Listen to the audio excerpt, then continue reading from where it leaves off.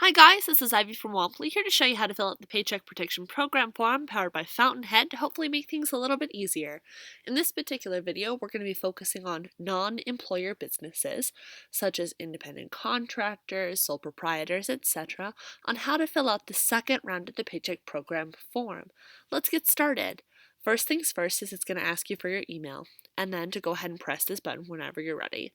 So enter in the email, press the bright blue button, and it'll take you to a screen that looks like mine. What's going to happen is you're going to be sent an email directly to the email that you entered in on the previous page. It'll have a 4-digit code that you're going to enter. It's just as a verification purpose. After you've gone ahead and you've entered in that 4-digit code, go ahead and press continue. From here, you're going to be taken into a page that looks just like mine, where it's going to ask you, before you start, have you already had a Paycheck Protection Program loan or no Paycheck Protection Program form? In our particular case, we're going to click where it said already had a PPP loan because it's for second draw PPP loan applicants.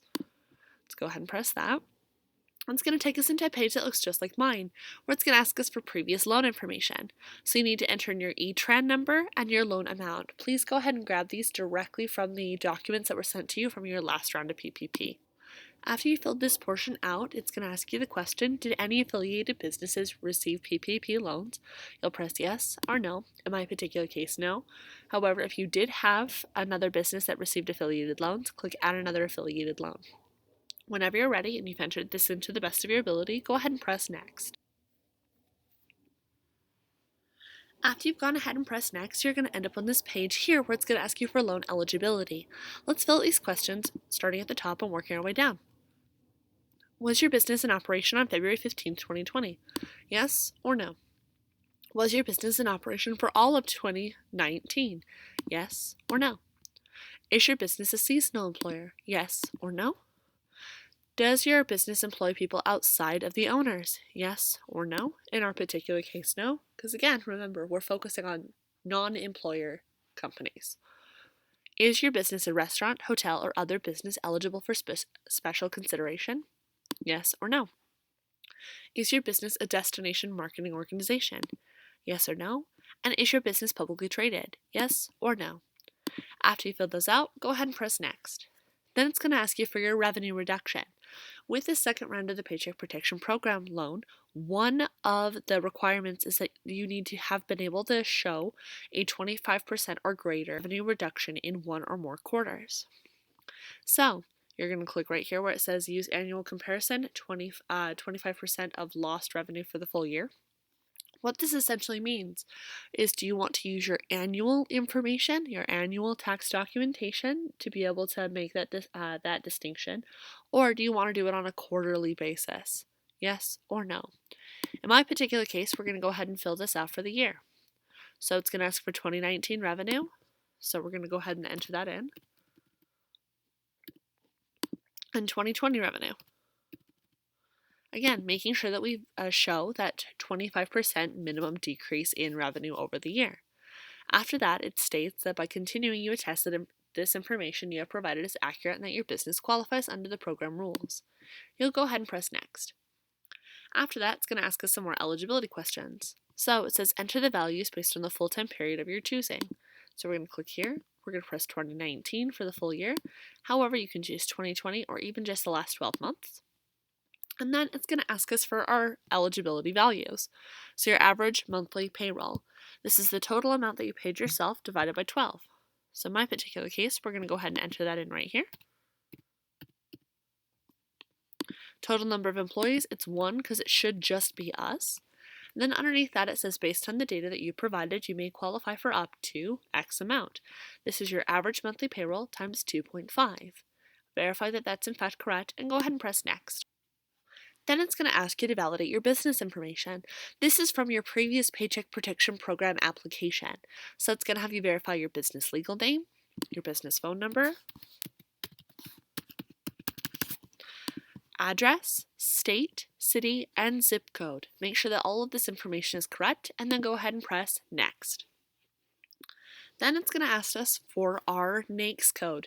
If you don't know your NAICS code, that's totally okay. A lot of people don't. All you have to do is click this little blue icon right here that says click here. It'll take you to a page where you can find that information. Once you have the information, go ahead and enter it as shown. And then you're going to select the one that's most applicable to you. So you went ahead and entered it. You would select it from the drop down. Then it's going to ask for what your business legal structure is.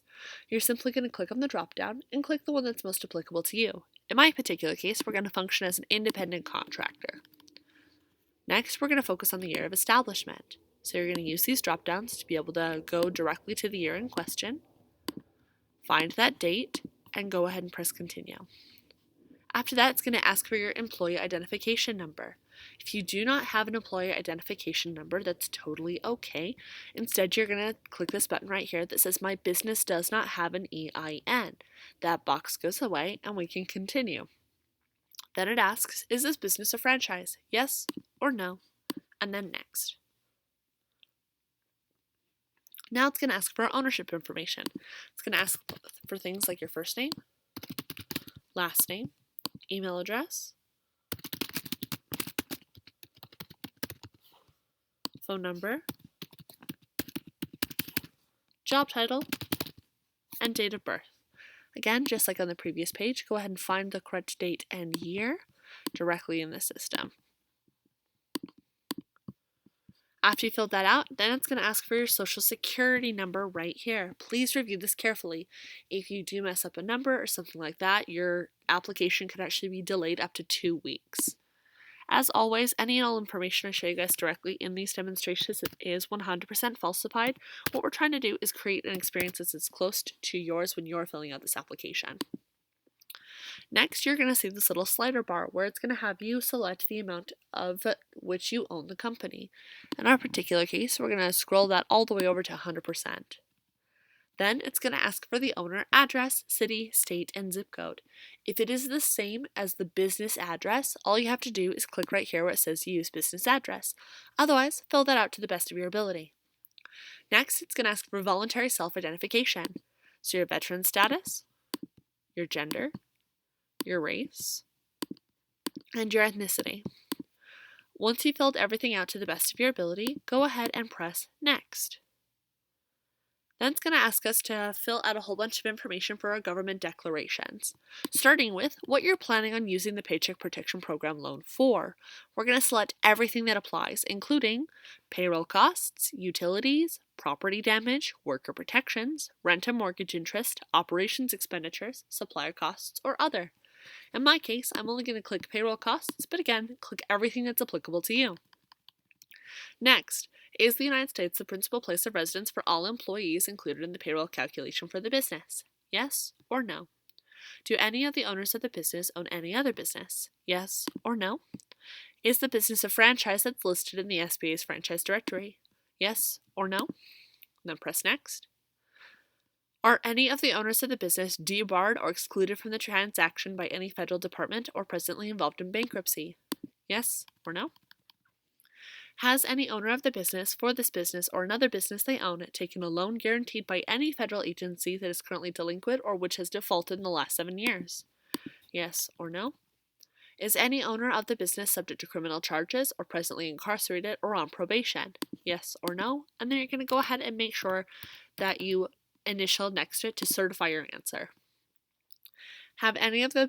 Has any owner of the business been convicted of a felony involving a financial crime in the last 5 years or been convicted of a felony or placed on probation?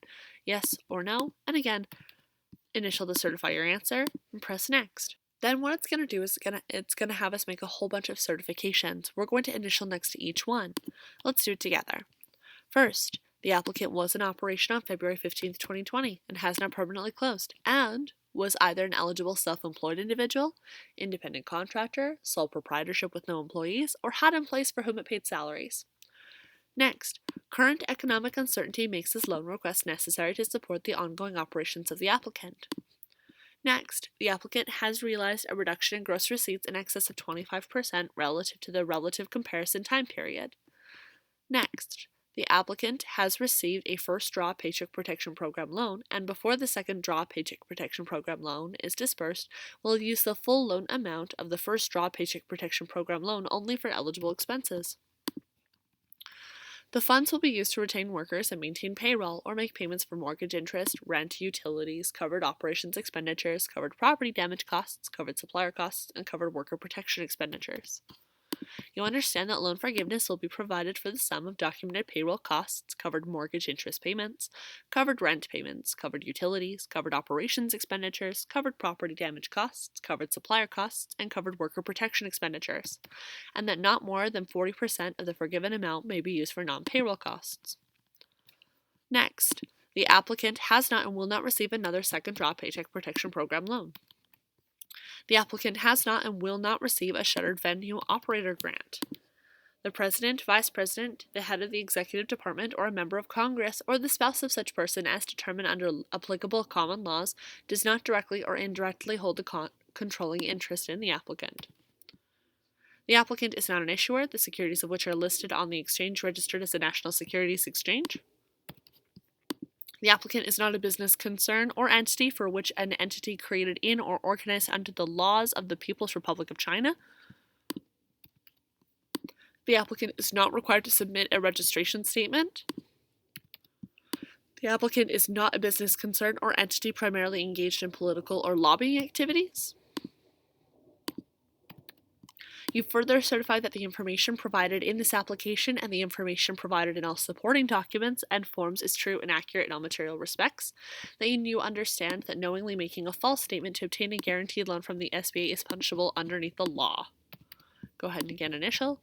And last one, you acknowledge that the lender will confirm the eligible loan amount using the required documents submitted. You understand, acknowledge, and agree that the lender can share any tax information that you have provided with the SBA's authorized representatives. Once you've gone through, read each one, and initialed next to each, go ahead and press Next. Then it's going to take you to a page where it's going to ask you to review your information. It's going to allow you to go into every single portion of the form that we filled out together. Eligibility, business information, ownership, and government declarations. Once you feel comfortable and confident, go ahead and press Next. Then it's going to ask you to upload your documentation. In this particular case, there's a whole bunch of buttons that we're going to be able to press and a whole bunch of documents that we're going to need to move forward. First, it says Entity Formation Documents if applicable. Again, if you're not sure if it's applicable to you, simply hold your mouse over this little icon right here and it'll give you more information. As you can see from holding your mouse over this, it says that they are required unless you are a 1099 independent contractor or sole proprietor. In our particular case, that's not applicable. Next, it's going to ask for a 2019 IRS 1040. Let's go ahead and click Upload, find our 1040, and press Open. After that, it's going to ask for a bank statement to prove that the business was in operation on February 15th of 2020. We're going to go to Upload. I have this nifty folder called Bank Statements, and there's our February 2020 bank statement. Next, it's going to ask for your driver's license front and back. This does need to be either a picture or a full color copy, both front and back, where we can see all edges and nothing is blurry. Go ahead and click Upload. Documents. There's my driver's license. Front. Upload. Driver's license back. Upload. Then it's going to ask for a canceled check. If you do not have a canceled check, that's okay. You can hold your mouse over here and it says upload your canceled check, the allowed file types, etc. But if you do have that canceled check, go ahead and click Upload and find that check. It'll ask for additional supporting documentation. This is anything that you believe is going to be able to help substantiate your claims. In my particular case, I'm going to upload a Form 1099. It's going to ask for a 2020 invoice, bank statement, or book of record showing the business was in operation as of 2/15 of 2020. So we're going to press Upload. I'm going to find bank statements. I'm going to find my bank statement from February, and we're going to press Upload. It'll ask for quarterly financial statements, any kind of quarterly financial statement that you have in this particular case. Go here, go there, and we'll go there. Your payroll summary, annual report for corresponding period, which reflects all employee annual wages. If the payroll report is not available, copies of W-2s. And then it's going to ask for an email wire document. So all you're going to do is you're going to click Download Sample. It's It's going to take you to a page that looks just like mine, where it's going to ask you things like the borrower name, signer email address, the form 159 if applicable, and then the wire instructions. That'll be like your account name and address, your bank address, routing number, account number, etc. This is to make sure we can get the money in your account as soon as possible. For all intents and purposes of this demo, I actually have that ready to go. We're going to press open, upload that into the system, and then once you've verified that all documentation is ready to go, press submit.